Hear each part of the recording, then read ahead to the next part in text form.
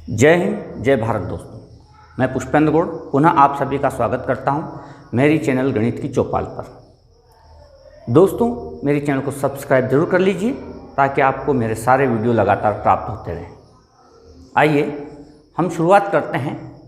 तो कक्षा 9वीं में गणित विषय में अध्याय 8 चतुर्भुज हमारा लगातार चल रहा था, जिसमें प्रश्नावली 8.2 के कुछ सवाल हम हल कर चुके थे।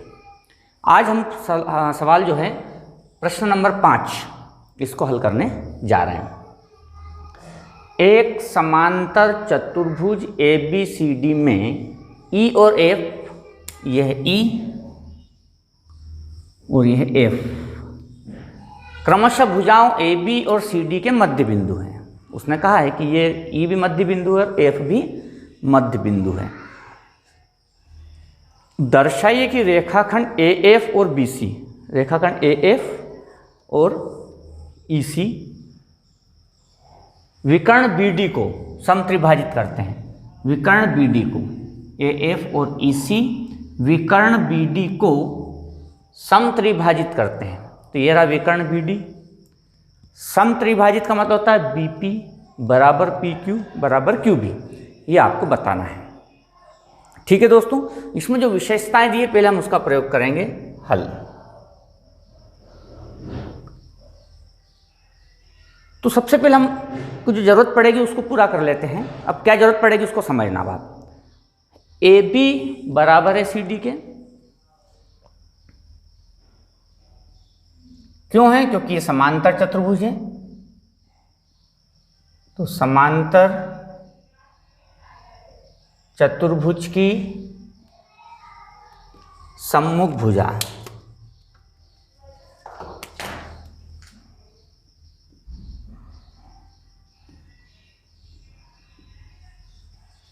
अब ये दोनों बराबर भी है और समांतर भी है। तो AB का आधा भी बराबर होगा और CD का आधा भी बराबर होगा। AB का हाफ और CD का हाफ। अब AB का जो आधा है दोस्तों वो है AE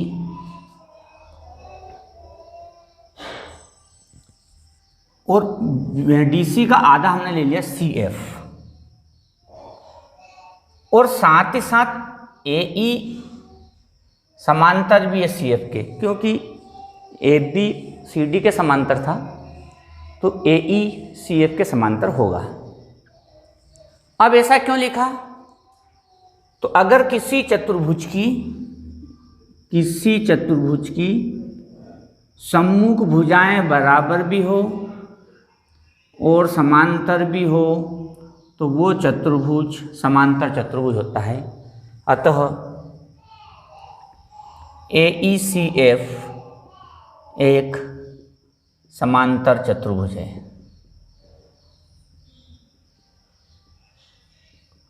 पहले आपको ये हल करना पड़ेगा। AECF एक समांतर चतुर्भुज है। अब हम शुरुआत करते हैं हम पहले मध्य बिंदु से। तो पहला मध्य बिंदु हमारा E और E को मध्य बिंदु मानकर जो त्रिभुज बनता है वो देखना होगा। तो यह है E मध्य बिंदु है AB का और E मध्य बिंदु AB का इससे जो बनने वाला त्रिभुज है वो है APB। तो हम पहले बात करेंगे त्रिभुज APB में। त्रिभुज APB में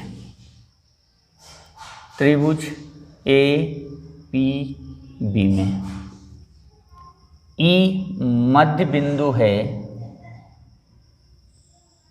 AB का तथा EQ समांतर है AP के। अब समझना आप यहाँ पर E मध्य बिंदु है। हम बात करें त्रिभुज APB में, ये यहाँ से यहाँ तक त्रिभुज APB में E मध्य बिंदु है AB का और EQ ये समांतर AP के। क्यों समांतर है? क्योंकि अभी आपने बताया AECF एक समांतर चतुर्भुज है। AECF एक समांतर चतुर्भुज है और समांतर चतुर्भुज की सम्मुख भुजाएं समांतर होती है। अगर मैं ये नहीं बताता हूँ कि AEF समांतर चतुर्भुज है, तो फिर यहाँ परेशानी आएगी कि इसके समांतर ये कैसे आया, इसलिए ये पहले बताना जरूरी है। अब ये बता देने से कि AECF एक समांतर चतुर्भुज है, तो ये भुजा इसके समांतर होगी। किसी त्रिभुज की एक भुजा के मध्य बिंदु से दूसरे भुजा के समांतर अगर कोई रेखा खींची जाए तो तीसरी भुजा को समद्विभाजित करती है। ये मध्य बिंदु की जो दूसरी वाली प्रमेय है उससे हमने पढ़ा है। अतः EQ भुजा PB को समद्विभाजित करता है।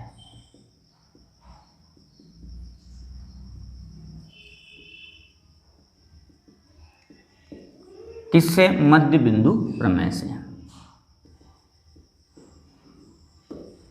तो ये हो गया दोस्तों BQ बराबर QP, BQ बराबर QP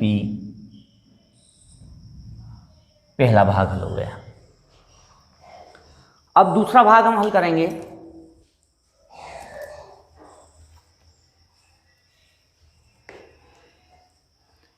तो हमारा जो दूसरा मध्य बिंदु है वो है F, ये रहा F। अब F मध्य बिंदु है DC का, तो इससे बनने वाला जो त्रिभुज है वो ये त्रिभुज बनता है DQC, त्रिभुज DQC में। ठीक है, तो त्रिभुज DQC में, DQC में F मध्य बिंदु है भुजा DC का, F मध्य बिंदु है DC का, तथा FP समांतर है QC के। ये मध्य बिंदु हो गया और ये समांतर है QC के। क्यों? क्योंकि ये समांतर चतुर्भुज था, इसलिए समांतर चतुर्भुज की सम्मुख भुजाएं समांतर भी होती हैं, इसलिए ये इसके समांतर हो गया। अब ये इसके समांतर हो गया और एक मध्य बिंदु से, तो हम जानते हैं किसी त्रिभुज की एक भुजा के मध्य बिंदु से दूसरी के समांतर खींची गई रेखा तीसरी भुजा को समद्विभाजित करती है। अतः FP भुजा DQ को समद्विभाजित करेगी, समद्विभाजित करेगी मध्य बिंदु प्रमेय से।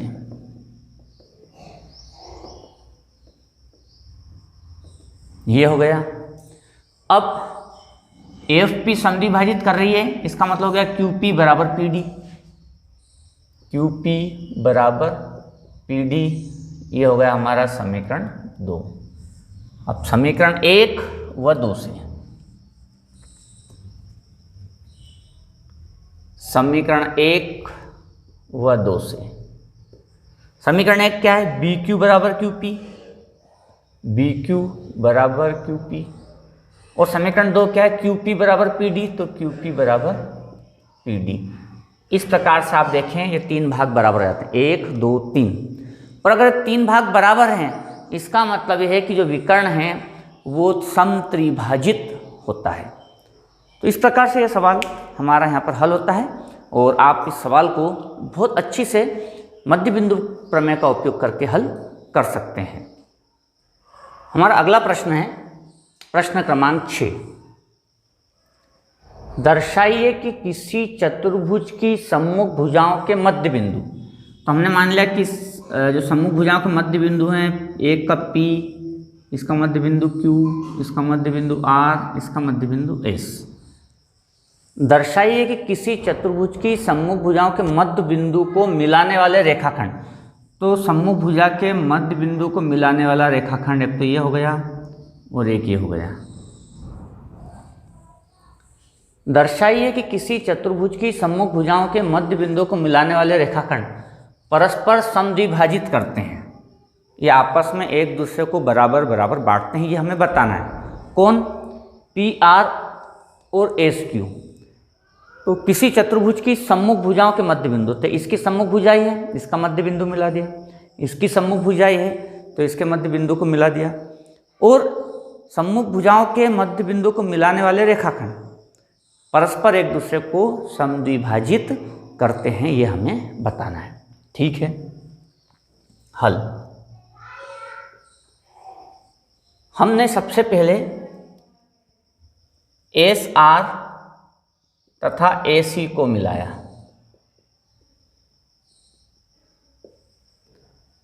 तो मैंने एस आर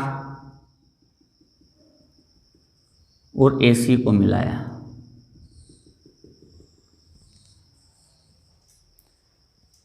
तो हम बात करेंगे त्रिभुज ए डी सी में। अब आप देखें, थोड़ी देर के लिए मैं इसको हटा देता हूँ, तो आपको देखने को मिलेगा त्रिभुज ए डी सी, और त्रिभुज ए डी सी की जो भुजा ए डी और डी सी है, एस और आर उसके मध्य बिंदु हैं। और आप जानते हैं कि किसी त्रिभुज की किन्हीं दो भुजाओं के मध्य बिंदु को मिलाने वाला रेखाखंड तीसरी भुजा के समांतर भी होता है और उसका आधा भी होता है। तो एस भी मध्य बिंदु है, आर भी मध्य बिंदु है, और त्रिभुज एडीसी में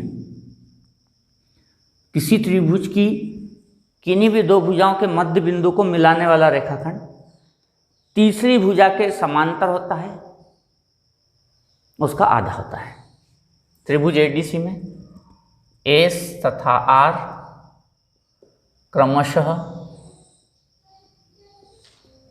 भुजा एडी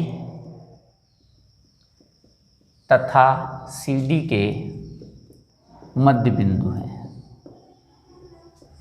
अतः मध्य बिंदु प्रमेय से,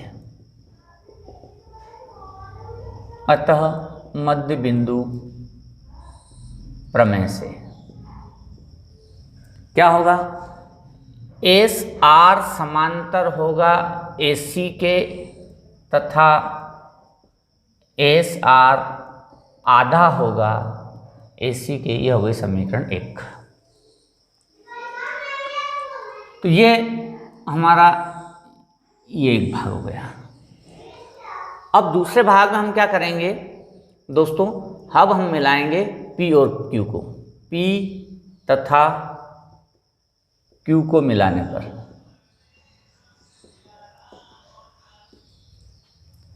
तो ये P और Q को मिला दिया। अब थोड़ी देर के लिए इसको अगर मैं हटा देता हूँ तो आपको दिखाई देगा त्रिभुज ABC,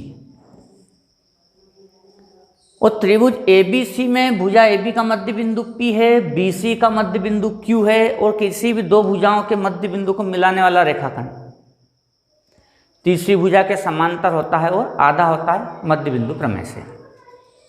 पुनः यहाँ लिखेंगे त्रिभुज ABC में P तथा Q भुजा AB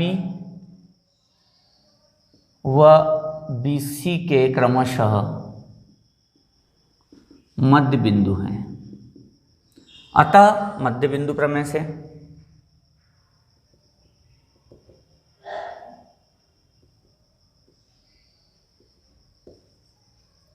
मध्य बिंदु प्रमेय से PQ समांतर AC तथा PQ आधा है AC के। हमारा चित्र पूरा कर दें।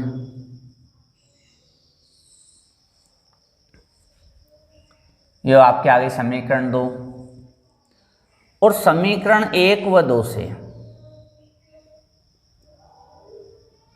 समीकरण 1 व 2 से PQRS एक समांतर चतुर्भुज है।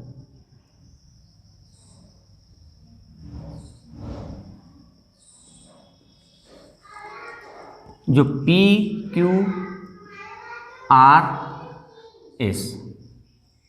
इसको कुछ देर के लिए हटा दें अब हम, तो आप देखेंगे कि PQRS एक समांतर चतुर्भुज है। क्यों? क्योंकि समीकरण 1 ये कह रही है SR समांतर AC, SR समांतर AC ये विकर्ण जो था, और पी क्यू समांतर ऐसी, ये इसके समांतर, तो एस आर और पी क्यू आपस में समांतर भी हो गए और बराबर भी हो गए। इससे इस तरह का सवाल हमने प्रश्न नंबर 1 हल किया था। और किसी चतुर्भुज की सम्मुख भुजाएं बराबर भी हो और समांतर भी हो तो समांतर चतुर्भुज होता है। तो आपका पी क्यू आर एस एक समांतर चतुर्भुज हो गया। एक ठीक प्रश्न क्रमांक 1 जैसा यहां तक। अब दोस्तों आप देखेंगे कि जो एस क्यू है और जो पी आर है वो इस समांतर चतुर्भुज के विकर्ण है, ये इसके। अब आप देखेंगे कि एस क्यू और जो पी आर हैं वो इस समांतर चतुर्भुज के विकर्ण हैं, और समांतर चतुर्भुज के जो विकर्ण होते हैं वो एक दूसरे को समद्विभाजित करते हैं। अतः पी आर व एस क्यू समांतर चतुर्भुज पी क्यू आर एस के विकर्ण हैं।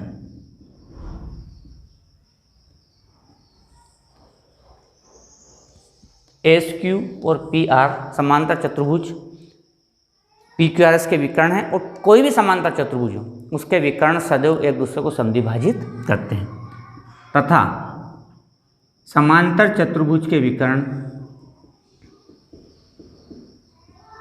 सदैव एक दूसरे को समद्विभाजित करते हैं।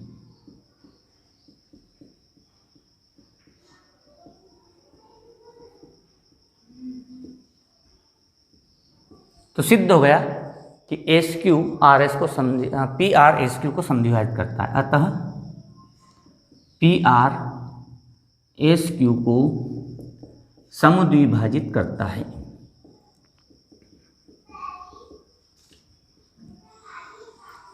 इस प्रकार से सवाल हल होता है। तो दोस्तों इन सवालों को हम अपने तर्कों के आधार पर अच्छी प्रकार से हल कर सकते हैं। अगला प्रश्न है दोस्तों प्रश्न क्रमांक 7।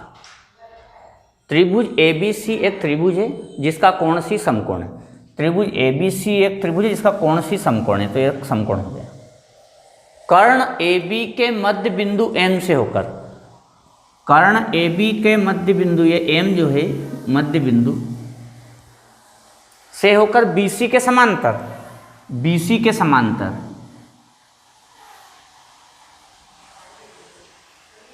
M से होकर BC के समांतर खींची गई रेखा AC को D पर प्रतिच्छेद करती है। तो दर्शाइए। पहला प्रश्न है इसमें, D भुजा AC का मध्य बिंदु है। हमें बताना है कि जो D है वो भी AC का मध्य बिंदु है। तो आसान है। पहला भाग जब हम हल करते हैं तो त्रिभुज ABC में M भुजा AB का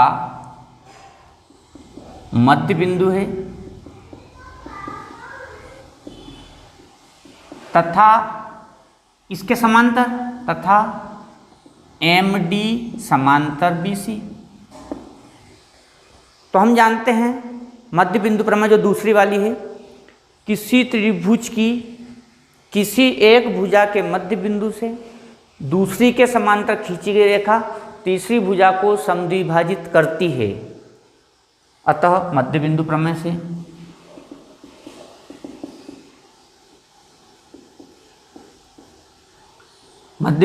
से D भुजा AC का मध्य बिंदु है।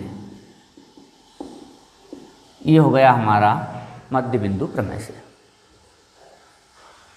दूसरा सवाल है दोस्तों, MD लंबवत है AC के, MD लंबवत है AC पर, MD लंबवत है AC पर। तो अभी उसने कहा है कि AB के मध्य बिंदु M से होकर BC के समांतर, M से होकर BC के समांतर। तो दोस्तों MD समांतर है BC के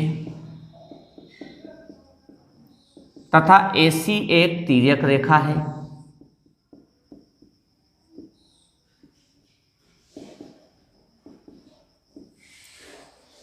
ये दोनों समांतर हैं और ये तिर्यक रेखा है, तो ये वाला कोण इसके बराबर हो जाएगा। तिर्यक रेखा है, अतः कोण C बराबर कोण ADB, संगत कोण। ये दोनों संगत कोण हो गए और बराबर भी हो गए। अब कोण C 90 डिग्री है, कोण C 90 डिग्री है, तो ADB भी 90 डिग्री हो गया। और अगर ये 90 डिग्री हो गया तो MD लंबवत हो गया AC के। तो दोस्तों ये हमारा दूसरा सवाल भी यहाँ हल हो जाता है। तीसरा सवाल है दोस्तों, CM बराबर MA, CM बराबर MA, CM बराबर MA बराबर 1/2 AB, CM बराबर MA बराबर 1/2 AB। तो पहले हम CM बराबर MA बताएंगे। इसके लिए ये त्रिभुज और ये त्रिभुज लिया हमने, तो त्रिभुज ADM तथा त्रिभुज CDM में।